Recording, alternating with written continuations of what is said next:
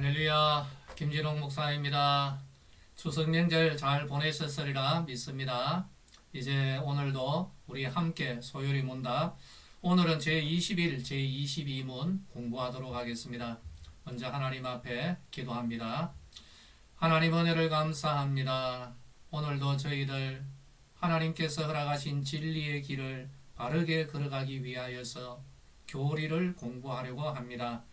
지혜와 계시의 영으로 충만하게 하옵시고 우리들 이 세상에서 하나님이 기뻐하시는 길을 잘 분별하고 또 그 길을 바르게 걸어가게 하옵소서. 예수님의 이름으로 기도하옵나이다. 아멘. 할렐루야. 오늘 21문과 22문입니다. 같이 화면을 보도록 하겠습니다.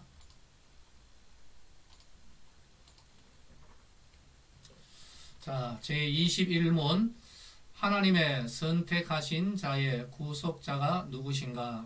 같이 읽어볼까요? 하나님의 선택하신 자의 구속자는 다만 주 예수 그리스도 분이신데 그는 하나님의 영원한 아들로서 사람이 되셨으니 그 후로 한 위에 특수한 두 가지 성품이 있어 영원토록 하나님이시요 사람이시다. 예, 그렇죠. 자, 그러면은 우리 22문 또 한번 읽어볼까요? 그리스도께서 하나님의 아들로서 어떻게 사람이 되셨는가? 같이 답을 읽어보도록 합니다. 하나님의 아들 그리스도께서 사람이 되신 것은 참 몸과 지각 있는 영혼을 취하사 성령의 권능으로 동정녀 마리아에게 잉태되어 탄생하셨으나 죄는 없으시다. 우리가 공부할 내용입니다. 그렇다면 오늘 우리 말씀 한 구절 주제 말씀이죠. 요한복음 1장 14절입니다. 같이 읽어볼까요? 말씀이 육신이 되어 우리 가운데 거하심에 우리가 그의 영광을 보니 아버지의 독생자의 영광이요 은혜와 진리가 충만하더라. 이 말씀은 예수 그리스도의 성육신을 우리에게 전하고 있는 말씀인 것입니다. 모든 사람은 첫사람 아담의 범죄 안에서 다 부패하고 타락해 버렸습니다. 이미 말씀을 드렸죠. 제가 김씨인 것은 아버님이 김씨 그리고 할아버지께서 김씨성을 사용하셨기 때문에 제 선치는 김씨를 사용했습니다. 첫사람 아담이 죄인이었기 때문에 그 이후로 아담 안에서 태어나는 모든 인류는 죄인으로 태어날 수밖에 없는 것이죠. 그렇기 때문에 우리 모든 사람은 죄와 사망의 그늘 아래에서 살아갈 수밖에 없었던 그런 우리들 존재였습니다. 그럼 이런 질문을 한번 던지십시다. 하나님은 자기의 창조의 멸류관이고 또 만물의 관리자로 창조하신 사람을 그냥 그대로 버려두실 것인가? 그렇지는 않습니다. 성경은 무엇을 말하고 있습니까? 이렇게 비참한 우리 인생들을 하나님이 구원하기로 영원 전부터 계획하신 것입니다. 할렐루야. 그러면 하나님은 자기의 그 계획, 구원의 계획을 이루기 위하여서 무엇을 하셔야 될까요?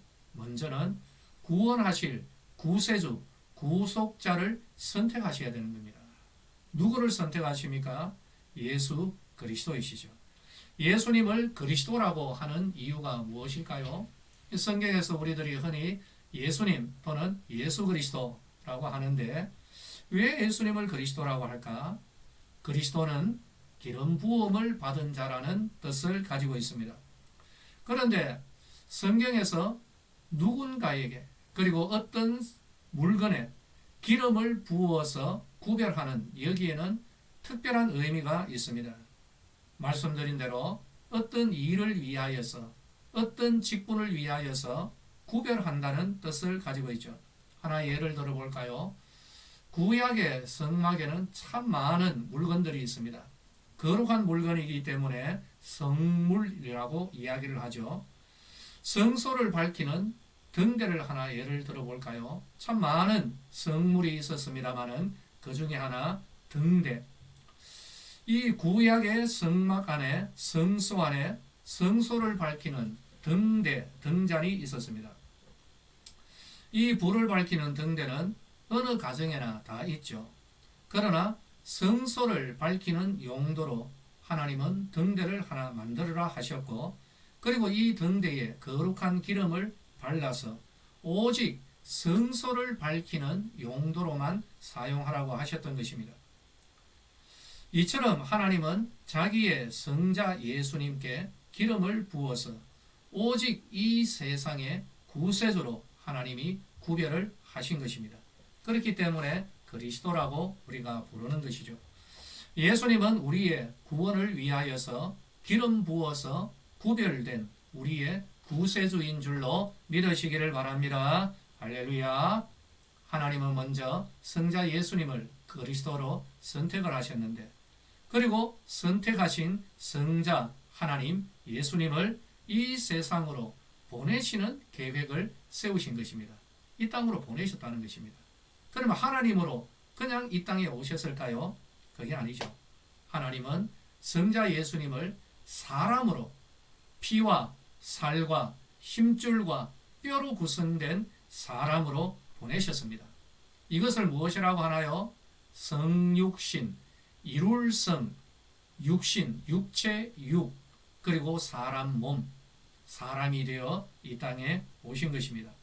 오늘 우리들이 읽은 말씀 요한복음 1장 14절, 말씀이 육신이 되어 우리 가운데 거하심에 우리가 그의 영광을 보니 아버지의 독생하신 자의 영광이요 은혜와 진리가 충만하더라. 이 땅에 오신 하나님 예수 그리스도인 겁니다. 그러면 하나님의 영광의 본체이신 성자 하나님이 굳이 사람으로 오셔야만 했던 이유가 있었을까? 그 이유가 뭘까요? 예수님께서 이 땅에 오신 목적은 우리의 죄, 사람의 죄를 대신하는 제물이 되어서 우리의 죄의 문제를 해결하기 위해서 이 땅에 오셨죠. 죄의 문제는 어떻게 해결해야 됩니까? 죄를 대신하려면 반드시 피를 흘려야만 되는 거죠. 피는 곧 생명이라고 했습니다. 생명의 값을 지불하여야만 되었습니다. 그렇기 때문에 성자 하나님은 반드시 사람이 되어 이 땅에 오셔야 되었습니다. 사람이 되어야만 사람의 죄를 대신하는 제물이 될 수가 있고 피 흘려 우리의 생명을 구속할 수가 있었기 때문입니다.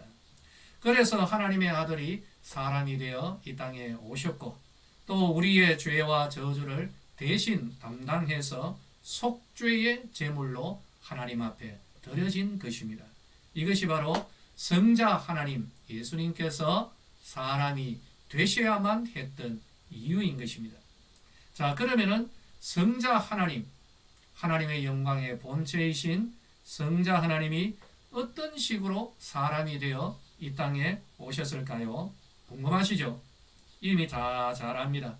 처녀, 동정녀, 남자를 알지 못하는 마리아에게서 태어나신 것입니다. 그렇다면 또 하나 의문이 있습니다.